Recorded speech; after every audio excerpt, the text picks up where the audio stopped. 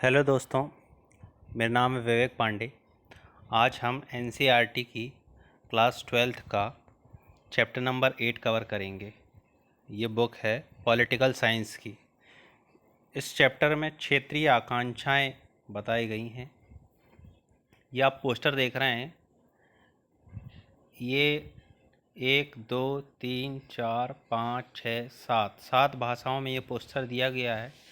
Poster में लिखा क्या है? हमें हर भारतवासी का सहयोग चाहिए अन्याय, शोषण व दमन के खिलाफ उत्तराखंड राज्य के निर्माण के लिए। क्या कहता है यह पोस्टर? क्षेत्रीय आकांक्षाओं को अक्सर क्षेत्र विशेष की भाषा में अभिव्यक्त किया जाता है और ये आकांक्षाएं स्थानीय जनता या शासकों को संबोधित की जाती हैं। यहाँ जो पोस्टर दिखाया गया है उसे इस संदर्भ में विशेष कहा जाएगा कि उसमें 7 भाषाओं का इस्तेमाल किया गया है। स्पष्ट है कि इन भाषाओं का इस्तेमाल का उद्देश्य तमाम भारतीय नागरिकों तक अपनी बात पहुंचाना है। यानी एक पोस्टर से में 7 भाषाएं लिखकर उस आकांक्षा के बारे में बताना है।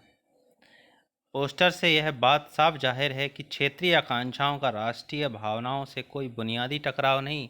यानी क्षेत्रीय आकांक्षाएं अपनी जगह हैं और राष्ट्र की सहमति अपनी जगह है। इस अध्याय में हम क्या जानेंगे? आज़ादी के बाद के पहले दशक में राष्ट्र निर्माण की प्रक्रिया चली। हमने इसके बारे में इस किताब के पहले अध्याय में पढ़ा है। लेकिन राष्ट्र निर्माण की प्रक्रिया एक ही बार में पूरी नहीं हो जाती। वक्त गुजरने के साथ नई चुनौतियां आईं। पुरानी समस्याएं ऐसी थीं कि उनका सामना पूरी तरीके से ना हो सका।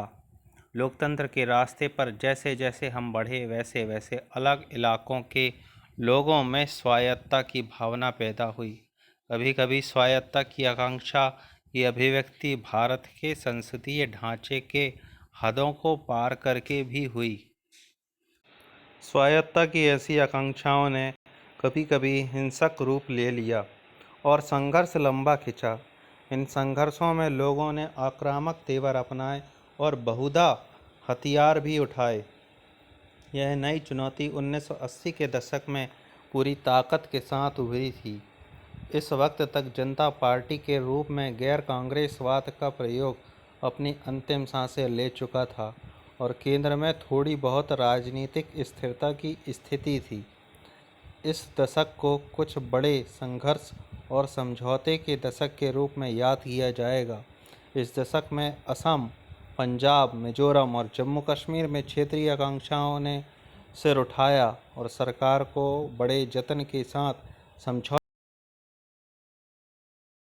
इन्हीं मसलों के बारे में पढ़ेंगे ताकि इन सवालों को उठा सकें। डॉक्टर आपको जम्मू कश्मीर, पंजाब, पूर्वोत्तर के राज्यों और कई छोटी छोटी समस्याओं के बारे में बताएगा।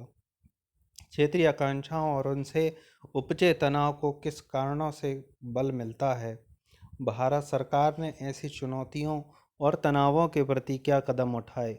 लोकतांत्रिक अधिकारों और राष्ट्रीय एकता के बीच संतुलन साधने में किस किस्म की कठिनाइयाँ आती हैं। लोकतंत्र में विविधताओं के बीच एकता कायम करने के लिहाज से हमें क्या सीख मिलती है।